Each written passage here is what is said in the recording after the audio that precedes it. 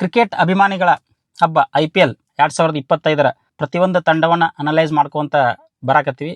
ಇವತ್ತು ನಿಮ್ಮ ಮುಂದೆ ಮೂರನೇ ತಂಡವಾಗಿ ಮುಂಬೈ ಇಂಡಿಯನ್ಸನ್ನು ಅನಲೈಸ್ ಮಾಡ್ಬೇಕಂತ ಬಂದಿವಿ.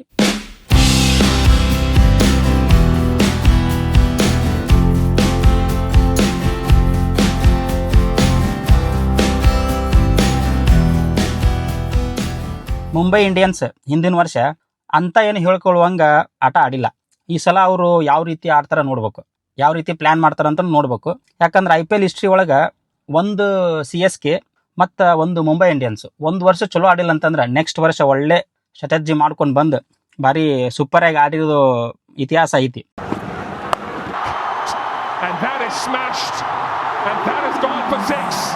ಆ ದಿಕ್ಕಿನಾಗ ಅವ್ರ ಟೀಮ್ ಬಗ್ಗೆ ಇವತ್ತು ನೋಡೋಣ. ಅವ್ರ ಟೀಮ್ ಹೆಂಗೈತಿ, ಕಾಂಬಿನೇಷನ್ ಹೆಂಗೆಲ್ಲ ಅದಾವು, ಹೆಂಗಿರ್ಬೋದು ಅಂತ ನೋಡೋಣ. ಮೊದಲು ಮುಂಬೈ ಇಂಡಿಯನ್ಸ್ದು ಒಂದು ಕಾಂಬಿನೇಷನ್ ನೋಡ್ಕೊಂಬಿಡೋಣ. ಮೊದಲು ಫಸ್ಟ್ ಕಾಂಬಿನೇಷನ್, ಇವ್ರ ಮ್ಯಾನೇಜ್ಮೆಂಟ್ ಭಾರಿ ಸ್ಟ್ರಾಂಗ್ ಇರ್ತೈತಿ. ಇವ್ರದ್ದು ಟೀಮನ್ನು ಭಾಳ ಆಳೋದು ಈಗ ಭಾಳ ಚಲೋತ್ನಾಗ ಆಯ್ಕೆ ಮಾಡ್ಕೊತಾರೆ. ಅದರಿಂದ ನಾನು ಇಲ್ಲಿ 2 ಕಾಂಬಿನೇಷನ್ ಕ್ರಿಯೇಟ್ ಮಾಡಿದ್ದೀನಿ. ಮೊದಲನೇ ಕಾಂಬಿನೇಷನ್ ಹೇಳ್ಬಿಡ್ತೀನಿ, ಎರಡನೇ ಕಾಂಬಿನೇಷನ್ ಯಾಕಂತ ಎಕ್ಸ್ಪ್ಲೇನ್ ಮಾಡ್ತೀನಿ. ಒಂದೇದ್ದು ಓಪನಿಂಗ್ ಅಂತೂ ನಮ್ಮ ಹಿಟ್ಮ್ಯಾನ್ ರೋಹಿತ್ ಶರ್ಮಾ ಅವ್ರು ಇದ್ದೇ ಇರ್ತಾರೆ ಒಂದು ಎಂಡ್. ಆ್ಯಂಡ್ ಓಪನಿಂಗ್ ಸ್ಲಾಟಿಗೆ ಇಬ್ರು ಅದಾರ ನನ್ನ ಪ್ರಕಾರ, ವಿಲ್ ಜಾಕ್ಸ್ ಇಲ್ಲ ರಯಾನ್ ರಿಕಲ್ಟನ್ ಅಂತ. ಸೊ ಮೂರನೇ ಪ್ಲೇಸ್ನೊಳಗೆ ಲೆಫ್ಟ್ ಹ್ಯಾಂಡ್ ತಿಲಕ್ ವರ್ಮಾ ಅದಾರ. 4ನೇದು ಸೂರ್ಯಕುಮಾರ್ ಯಾದವ್. 5ನೇದ್ರಾಗ ನಮನ್ ಧೀರ್ ಅಂತ ಆಡ್ಬೋದು. 6 ಹಾರ್ದಿಕ್ ಪಾಂಡ್ಯ. 7 ರಾಬಿನ್ ಮಿಂಜ್ ಅಂತ. 7ನೇ ಪ್ಲೇಸ್ನಾಗ ರಾಬಿನ್ ಮಿಂಜ್ ವಿಕೆಟ್ ಕೀಪರು. 8ರೊಳಗೆ foreign player Mitchell Santner. 9 Mujeebur Rahman. 10 Deepak Chahar. 11 Trent Boult. 12 boom Bumrah. ಈಗ ಒಂದೇ ಕಾಂಬಿನೇಷನ್ ಅನಲೈಸ್ ಮಾಡೋದಾದ್ರೆ, ಈ ಮುಂಬೈ ಇಂಡಿಯನ್ಸ್ ಅವರು ಒಂದು ಓಪನಿಂಗ್ ಪೇರ್ ಯಾವತ್ತು ಹೆಂಗೆ ಸೆಟ್ ಮಾಡ್ತಾರೆ, ಒಂದು ರೈಟಿ ಒಂದು ಲೆಫ್ಟಿ ಸೆಟ್ ಮಾಡ್ತಾರೆ. ಸೊ ರೋಹಿತ್ ಶರ್ಮಾ ಒಬ್ಬರಂತೂ ಫಿಕ್ಸ್ ಇರ್ತಾರೆ ರೈಟ್ ಹ್ಯಾಂಡು. ಸೊ ಇಲ್ಲಿ ಲೆಫ್ಟ್ ಹ್ಯಾಂಡಿಗೆ ಅವ್ರು ಒತ್ತು ಕೊಡೋದ್ರಿಂದ ಈ ರಯಲ್ ರಿಕಲ್ಟನ್ ಬಿಗ್ ಹಿಟರ್, ಅವ್ರಿಗೆ ಓಪನಿಂಗ್ ಆಡಿಸ್ಬೋದು ಅಂತ ನನ್ನ ಗಟ್ ಫೀಲ್ ಆಗತೈತಿ. 3ನೇ ಕ್ರಮಾಂಕದಾಗ ತಿಲಕ್ ವರ್ಮಾ. ಇಲ್ಲಿ ಏನಾಗ್ತೈತಿ ಅಂದ್ರೆ ಇವರು ಪವರ್ ಪ್ಲೇದಾಗೂ ಡಾಮಿನೆಂಟ್ ಆಗ್ತಾರೆ. ಪವರ್ ಪ್ಲೇದಾಗೂ ಇಲ್ಲಿ ತಿಲಕ್ ವರ್ಮಾ ಅವರು ಸಕ್ಕ ಡಾಮಿನೆಂಟ್ ಆಗ್ತಾರೆ. ಮಿಡ್ಲ್ ಓವರ್ ಹ್ಯಾಂಡಲ್ ಮಾಡಕ್ಕೆ ಸೂರ್ಯಕುಮಾರ್ ಯಾದವ್. ಪೂರಾ IPL ಈಗ ಸದ್ಯಕ್ಕೆ ಆಡ್ತಿರುವಂಥ IPL ಪ್ಲೇಯರ್ ಒಳಗೆ ಮಿಡ್ಲ್ ಓವರ್ನಾಗ ಅತಿ ಹೆಚ್ಚು ಸ್ಟ್ರೈಕ್ ರೇಟ್ ಇರೋದು ಸೂರ್ಯಕುಮಾರ್ ಯಾದವ್ ಅವ್ರದ್ದು. ನೆಕ್ಸ್ಟ್ ನಮನ್ ಧೀರ್ 5ನೇ ಪೊಸಿಷನ್ನಾಗ. 6ರಲ್ಲಿ ಫಿನಿಷರ್ ಆಗಿ ಹಾರ್ದಿಕ್ ಪಾಂಡ್ಯ. 7 ರಾಬಿನ್ ಮಿಂಜ್ ಇರ್ತಾರೆ. ಅಂದ್ರೆ ಕೊನೆ ಒಳಗೆ ನಿಮಗೆ ಮಿಚೆಲ್ ಸ್ಯಾಂಟ್ನರು, ದೀಪಕ್ ಚಹರ್ ಅವರು ಬ್ಯಾಟ್ ಬೀಸ್ಬೋದು. ಬಟ್ ಸಿಚುವೇಶನ್ ಹೆಂಗೆ ಹೇಳ್ತೋ ಗೊತ್ತಿಲ್ಲ. ನೆಕ್ಸ್ಟ್ ಬೌಲಿಂಗ್ ಯೂನಿಟಿಗೆ ಬಂದರೆ ಡೆಡ್ಲಿಯೆಸ್ಟ್ ಬೌಲಿಂಗ್ ಅಟ್ಯಾಕ್ ಐತಿ ಅವ್ರದ್ದು. ಯಾವುದು Trent Bolt, Jasprit Bumrah, Deepak Chahar. But ನನ್ನ ಪ್ರಕಾರ ಜಸ್ಪ್ರೀತ್ ಬುಮ್ರಾ ಅವ್ರು ಓಪನಿಂಗ್ ಬೌಲಿಂಗ್ ಮಾಡಬಾರ್ದು.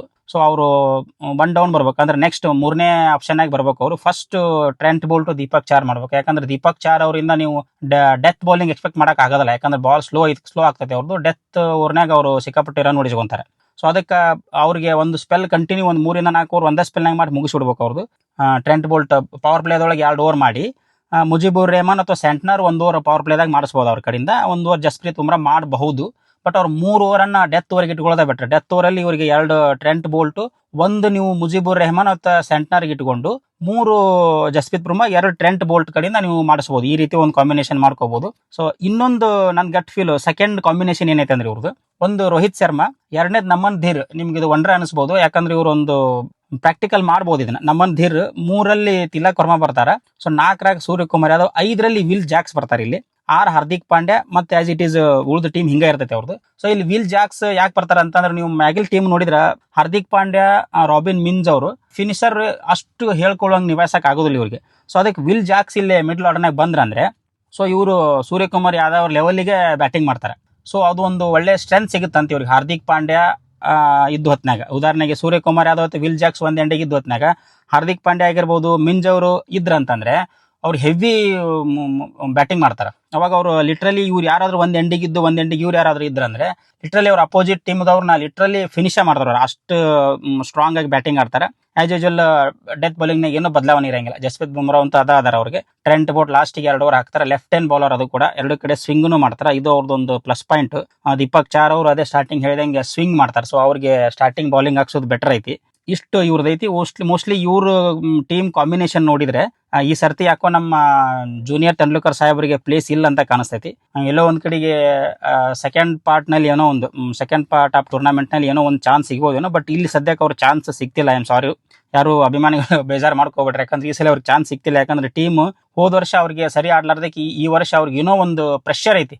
ಅವ್ ನಾವು ಈ ಸಲ ಚಲೋ ಆಡ್ಲೇಬೇಕು ಬರ್ಬೇಕಂತೇಳಿ. ಬಟ್ ಅದು ಹಿಸ್ಟ್ರಿ ಹಂಗ ಐತೆ ಅವ್ರದ್ದು, CSK ಮತ್ತು ಇವ್ರ ಹಿಸ್ಟ್ರಿ ಹಂಗ ಐತಿ. ಏನಂದ್ರೆ ಒಂದ್ ವರ್ಷ ಅವ್ರು ಸರಿ ಆಡ್ಲಿಕ್ಕೆ ಅಂದ್ರೆ ನೆಕ್ಸ್ಟ್ ವರ್ಷ ಅವ್ರು ಡೆಫಿನೆಟ್ಲಿ ಫೈನಲಿಗೆ ಬಂದಿರ್ತಾರೆ, ಮ್ಯಾಕ್ಸಿಮಮ್ ಟೈಮ್ ಕಪ್ಪನ್ನು ಹೊಡಿತಾರೆ ಅವರು.